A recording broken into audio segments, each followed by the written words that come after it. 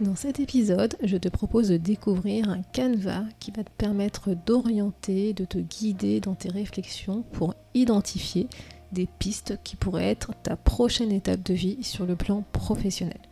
Si ça t'intéresse, écoute cet épisode.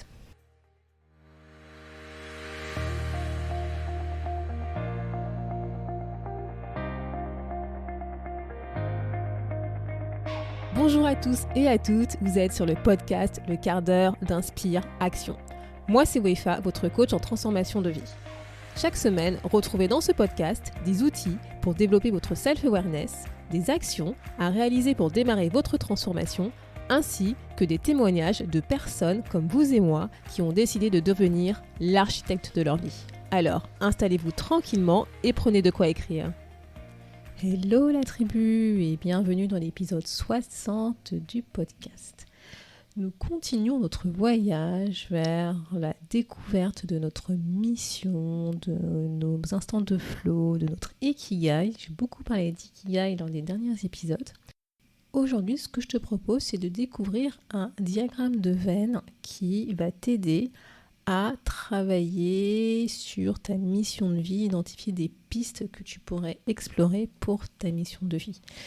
Et d'ailleurs, peut-être que si tu connais déjà un peu ce qu'on appelle l'ikigai, tu as dû déjà tomber sur ce diagramme, puisqu'il est souvent confondu avec l'ikigai, alors qu'en fait, c'est un diagramme qui nous permet de travailler sur notre mission de vie.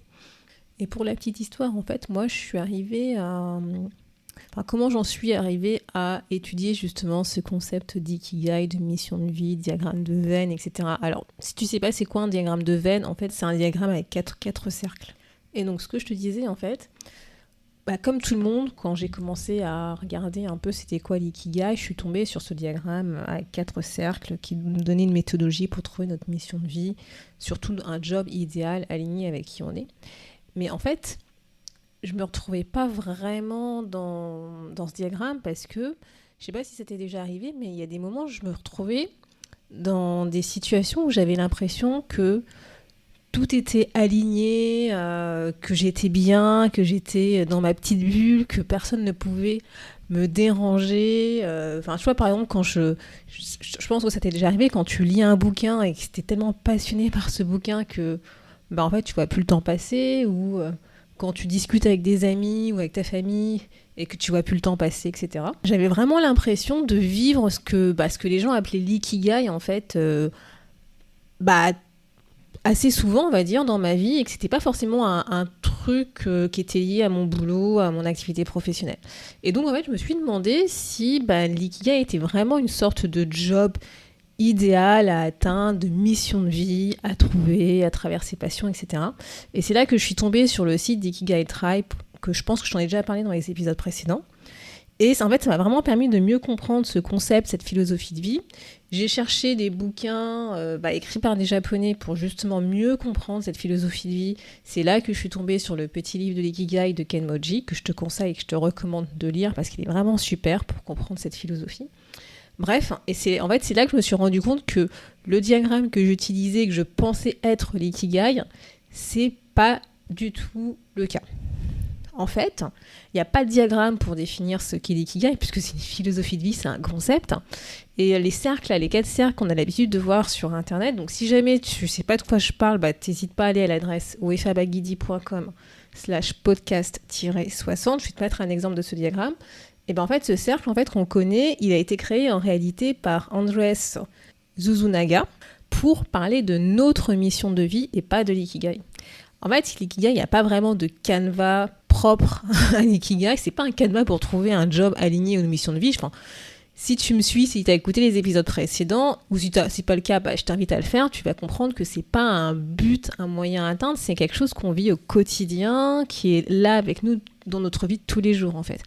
Voilà, et pour moi, l'ikigai, ça s'apparentait vraiment à ce qu'on pourrait appeler des instants de flow. C'est un peu comme ce que décrit, si tu connais, le psychologue Mihaly Csikszentmihalyi, dans son livre qui s'appelle « Vivre la psychologie du bonheur ».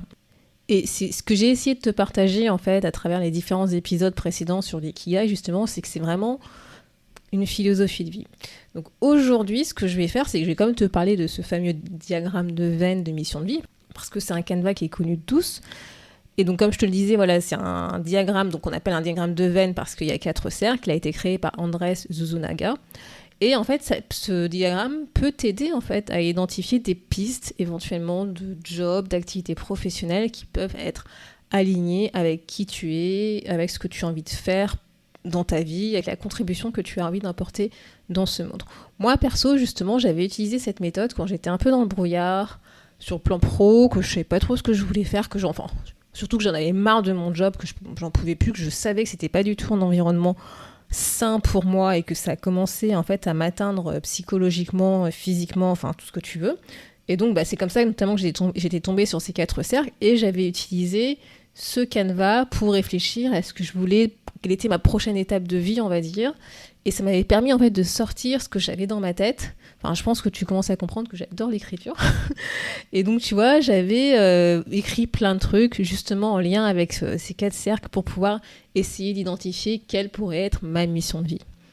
Et c'est vrai que moi, personnellement, j'aime bien les canevas dans le sens où ça permet en fait de t'aider à organiser tes idées quand tu sais, t'es un peu dans le brouillard, quand tu sais pas trop par où commencer. Et ça te permet d'organiser tes pensées, ça te permet en fait... En tout cas, moi, cette méthode, ce canevas m'a permis de me rendre compte que j'avais des compétences, que j'avais encore des ambitions, que même si elles étaient enfouies, cachées à cause de mon mal-être que je vivais à l'époque.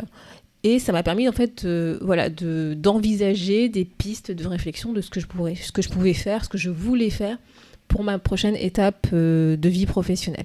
Et donc, sans plus attendre, ce que je vais te proposer dans cet épisode, c'est justement de décortiquer avec toi ce diagramme de Venn qui peut t'aider dans tes réflexions, si tu ne sais pas trop ce que tu veux faire, ce que tu peux faire, ce que tu as envie de faire dans ta vie sur le plan professionnel.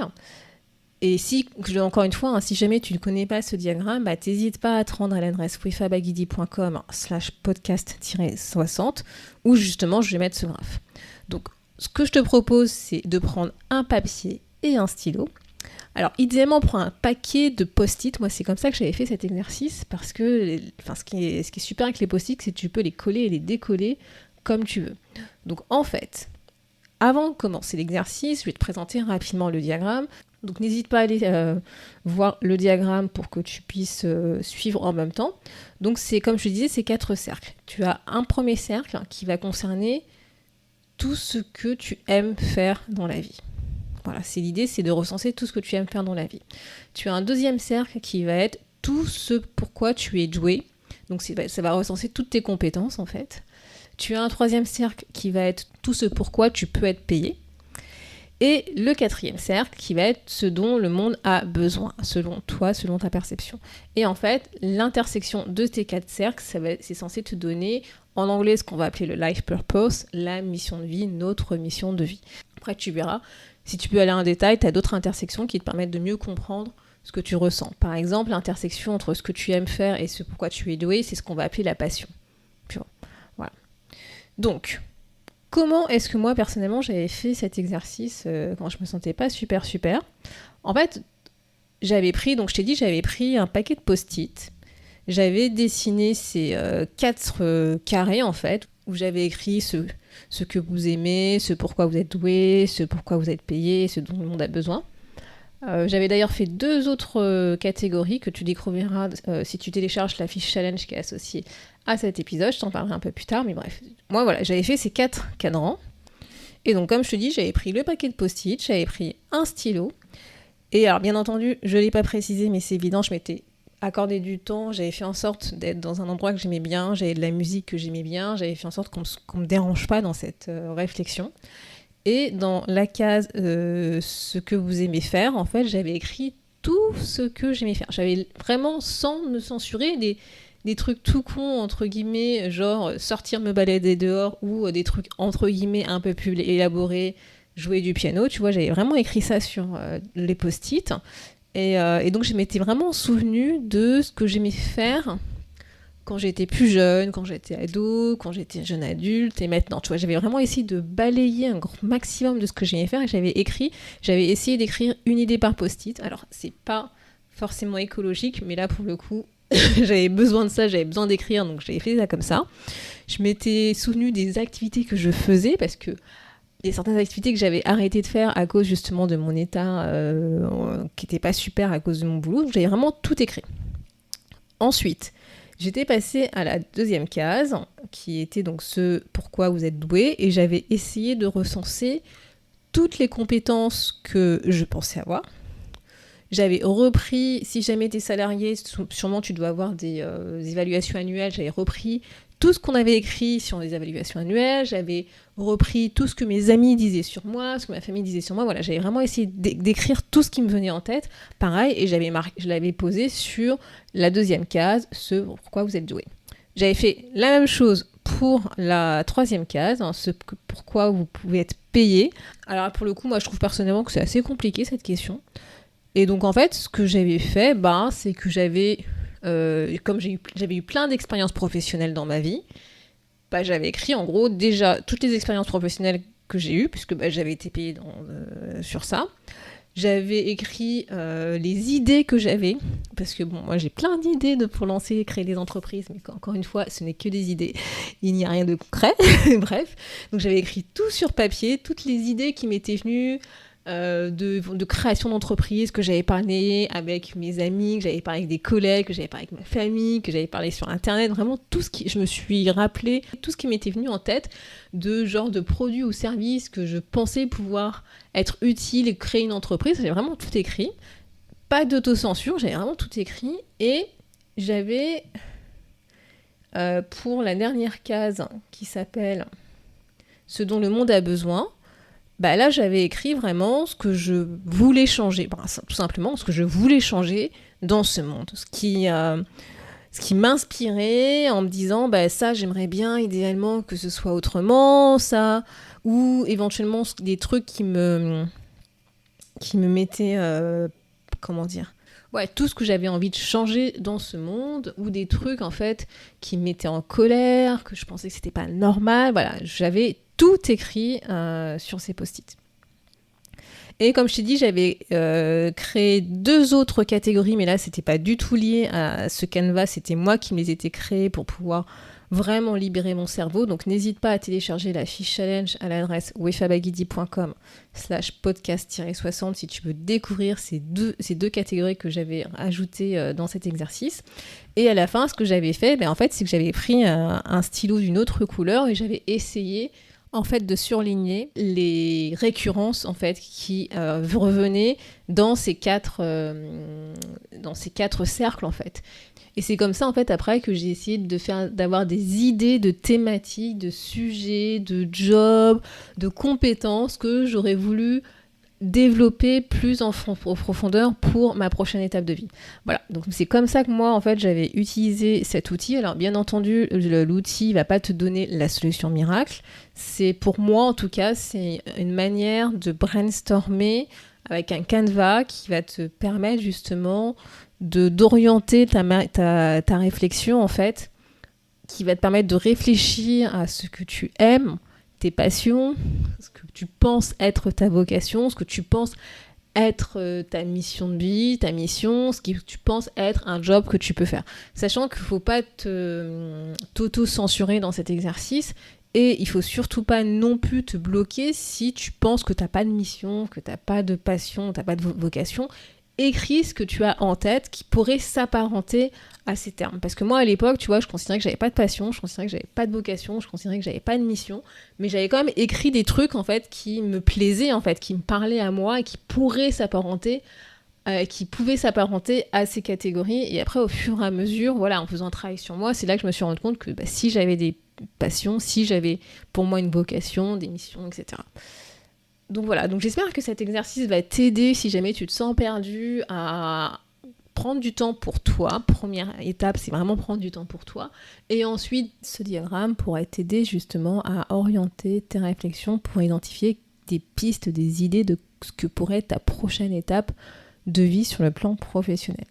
C'est une des méthodes que tu peux utiliser si tu recherches un canevas pour guider tes réflexions personnelles.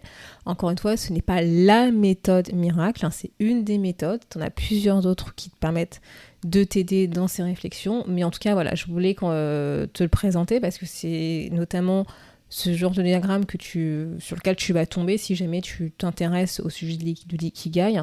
Et c'était aussi une manière en fait d'expliquer que c'est pas du tout l'ikigai, que c'est un diagramme qui a été créé pour pouvoir réfléchir sur sa mission de vie. Mais pour autant, il est aussi, en tout cas pour moi, il a été efficace pour pouvoir vraiment me poser et réfléchir un peu à qui j'étais sur le plan professionnel, dans le sens avec mes compétences, ce que je pouvais apporter, etc., etc. Donc le challenge de cette semaine, moi je t'invite à faire l'exercice, si tu as envie de faire l'exercice, de te prendre du temps et de compléter ces 4 bulles en fait que représente ce canevas de mission de vie. Et si tu veux aller plus loin, comme je te le disais dans la fiche pratique, je te propose 2 autres canevas qui va te permettre de travailler plus en fait sur la partie émotion, énergie pour compléter ce canevas. Et sur ce, je te souhaite une belle introspection. Merci d'avoir écouté le podcast Le quart d'heure d'Inspire Action. Et surtout, n'oublie pas, ce podcast est fait pour toi, pour t'inspirer à passer à l'action maintenant pour changer ta vie. À la semaine prochaine pour un nouvel épisode.